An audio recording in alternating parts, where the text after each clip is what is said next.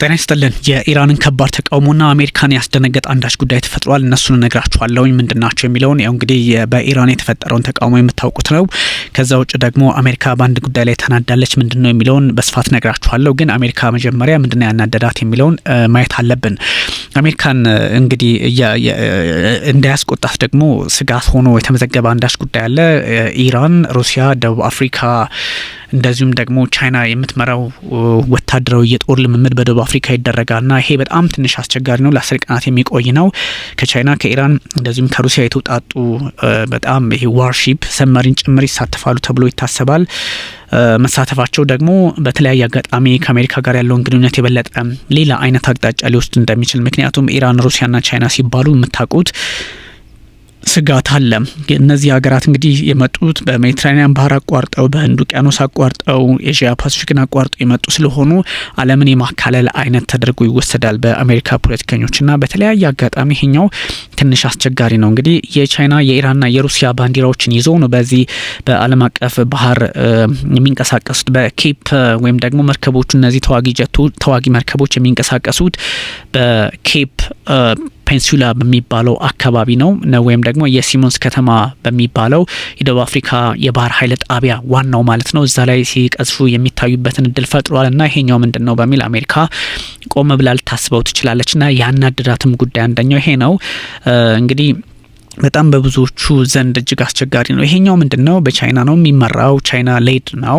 እንደ አውሮፓውያን አቆጣጠር እንደምታስታውሱት ብሪክስ መመስረቱ በ2006 ይታወቃል። 2009 ላይ ደግሞ 10 ሀገራትን በጠቅላላ 9 አካባቢ የሚሆኑ ሀገራትን ከያዘ በኋላ ብሪክ ደቡብ አፍሪካን 2010 ላይ አጠናቀረና ወይም ደግሞ አንድ ላይ ከያዘ በኋላ ብሪክስ ተብሎ ተጠራ ማለት ነው። ኤስን ጨምሮ እንደዚህ ያለ የቀጠለው የብሪክስ ጉዳይ አሳሳቢ ከመሆኑም አንጻር አሁን ደግሞ የአሜሪካን ፖለቲከኞች ሊገዳደር በሚችል ሁኔታ እንደዚህ አይነት ፈተናዎችን አመጣ በሚል ሀሳብ ይጋራል። ከብራዚል የተውጣጡ ናቸው።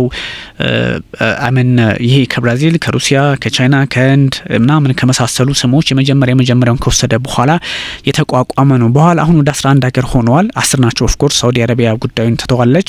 እንደነ ኢትዮጵያ፣ ኢንዶኔዥያ፣ ግብጽ፣ ኢራን፣ አረብ ኤሚሬቶች የመሳሰሉ ሀገራት ጥምረቱ ላይ ተጨምረው ነበርና ይሄኛው ምንድነው እጅግ አስቸጋሪ ምዕራቡን ዓለም ለመገዳደር ታስቦ የተደረገ ወይም ደግሞ G7ን በቲፒካሊ ለመተካት ታስበው ያደረጉት ነው። እነ ቻይና እና ሩሲያ የመሳሰሉት ሀገራት ተብሎ ይታሰባልና ከዚህ አንጻር ስጋት ያለባት አሜሪካ አሁን ደግሞ ምንድነው ጉዳዩ የሚለውን እያየችው ይገኛል። የደቡብ አፍሪካ መከላከያ ከዚህ የባህር ኃይል ወይም ደግሞ የሚሊተሪ ድሪሉ እጅግ አስቸጋሪ ነው። ለጋራ የባህር ደህንነት ስራዎች ወይም ደግሞ ፎር ጆይንት ሴኩሪቲ ፒስ ምናምን በሚል ነው ለተቀናጀ ወይም አንድ ላይ ሆኖ በመስራት ችግሮችን ሰላማዊ መንገድ አድርጎ መፍታት የሚል ሀሳብ አለና ትንሽ የነዚህ የሶስቱ አገራት አንድ ላይ ሆኖ አሜሪካ ላይ ጫና ለመፍጠር መሞከር ትንሽ በአሜሪካ ፖለቲከኞች ላይ በቀላሉ የሚታይም አይደለም። የትኞቹ ሀገራት እንደሚሳተፉ ባይነገርም ግን የስልጣኑ አላማ የመርከብና የባህር ላይ የኢኮኖሚ እንቅስቃሴዎችን ደህንነት እናረጋግጣለን የሚል ነው። እንግዲህ እዛ አካባቢ መርከቦች እየታዩ ይገኛል። ኬፕ ታውን አካባቢ ማለት ነው። ኬፕ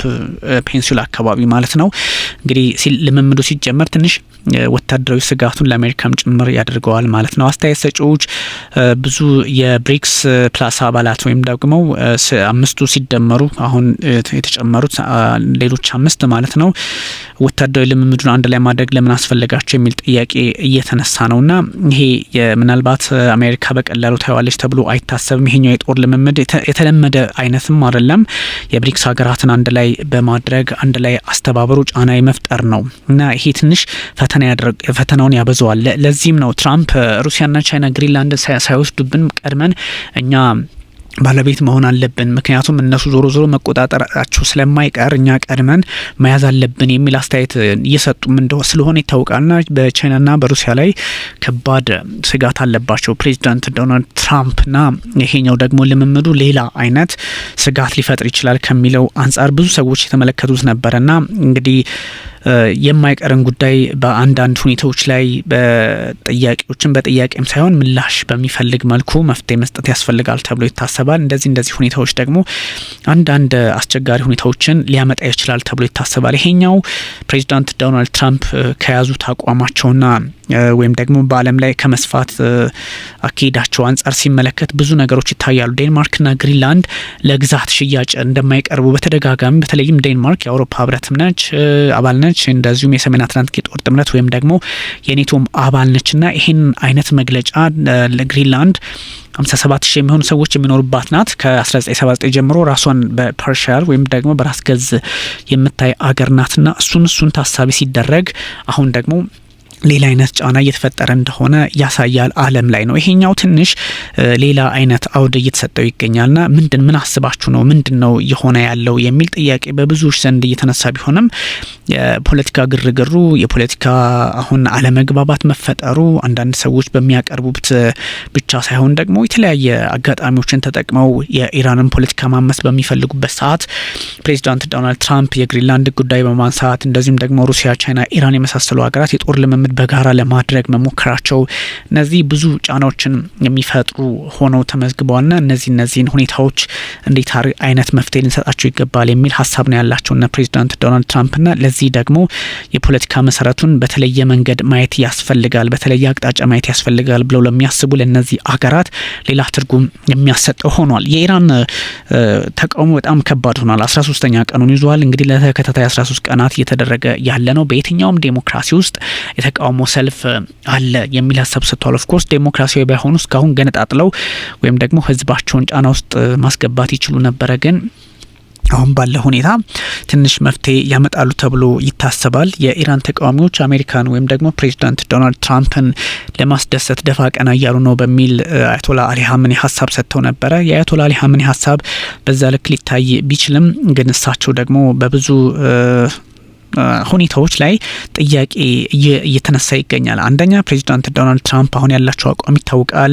ኢራን ላይ ያለው የፖለቲካ አውድም ሌላ አቅጣጫ እየያዘ መጥቷልና የብሬን ዋሽ ብሬንስቶርሚንግ አይነት ነገር እየታየ ይገኛል ከዚህም ከዚያምና የኢራኑ ሁለንተናዊ መሪ አያቶላህ አሊ ሀመኒ በዚህ ልክ ሀሳባቸውን ሰጥተዋል። በነገራችን ላይ የኢራን የውጭ ጉዳይ ሚኒስትር ሰይድ አባስ ራግቺ በሊባኖስ ጉብኝት እያደረጉ ይገኛሉና እዛ ሆነው የተናገሩት ነገር አለ። የኢራን ሁኔታ በማዕቀብና በተወሰኑ ኢኮኖሚያዊ ጉዳዮች ላይ ችግሮች ሊኖሩ ይችላሉ ግን በአጠቃላይ ጥሩ የሚባል ነው ወይም ደግሞ ብዙ ነገሮቻችን አሪፍ ናቸው ጥሩ ናቸው የሚል ሀሳብ ለማንሳት ያነሳሉ። አሜሪካ ጀግና የሆኑ ኢራናውያን በመደገፍ ደግሞ የፖለቲካ ስርዓቱና አውዱን ለመናድ እንደምሰራ ደግሞ ማርክ ሩቢዮ የውጭ ጉዳይ ሚኒስትሩ በግልጽ አስቀምጠዋልና ተቃውሞ 13ኛ ቀኑን በዚህ በያዘበት ቅጽበት ደግሞ የውጭ ጉዳይ ሚኒስትር ማርክ ሩቢዮ ጀግና ሰልፈኞችን እንደግፋለን ወይም ደግሞ እነሱን የምንደግፈው በተለያዩ አጋጣሚዎች የፖለቲካ ሁኔታ ትክክል ስለሆነ በሚል ለማስቀመጥ ተሞክሮ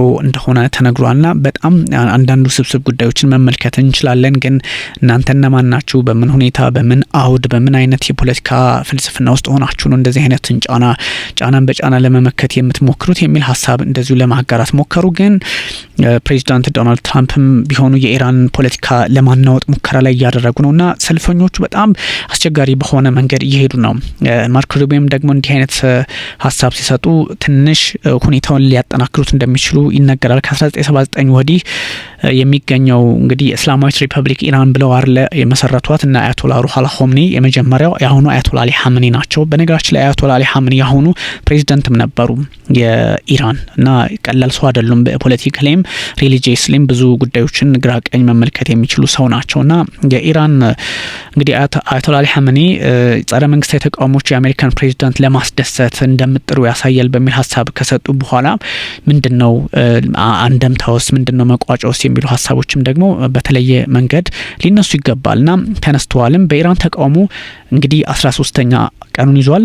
ኦልሞስት ሁለተኛ ሳምንቱን እያጠናቀቀ ነውና ምንድነው የሚል ችግር አለ። ሆስፒታሎች ከአቅማቸው በላይ የሆነ ችግሮችን እንትን እያልን ወይም ደግሞ እያሳተፍን ችግሮችን እየፈታን ነው የሚል ሀሳብ እየሰጡ ይገኛልና ትንሽ ይሄኛውን የፖለቲካ ሁኔታ ደግሞ ሌላ አይነት መረባበሽ ውስጥ የሚከት ሆኗል። ለዚህም ነው ትንሽ የዓለም ፖለቲካ አሁን እንደው ምንድነው ያለበት ሁኔታ የሚለው አስቸጋሪ የሆነ የመጣውና አሁን የኢራን ተባባሪ የሚባሉ አገራት ጭምር አቅም ከሌለ አቅም የለም አይነት የሆነ ስለመጣ ከዛ አንጻር ብዙ ነገሮችን ለማየት እየሞከሩ ነው። በዛው ላይ ደግሞ የሶሪያ ፖለቲካ ለአለመረጋጋት ብቻ ለብቻም የሚታይም አይደለም። የግሪንላንድ ጉዳይ አለ። እንደዚሁም ደግሞ የኒኮላስ ማዱሮ ጉዳይ አሁን መቋጫ አላገኘም። እነዚህን የፖለቲካ አለመግባባቶች ታሳቢ ማድረግ ወይም ደግሞ በተለየ አቅጣጫ ለማየት መሞከር የአሜሪካ ኢንቮልቭመንት በተለያዩ ሁኔታዎች በተለያዩ ቅሪቶች ላይ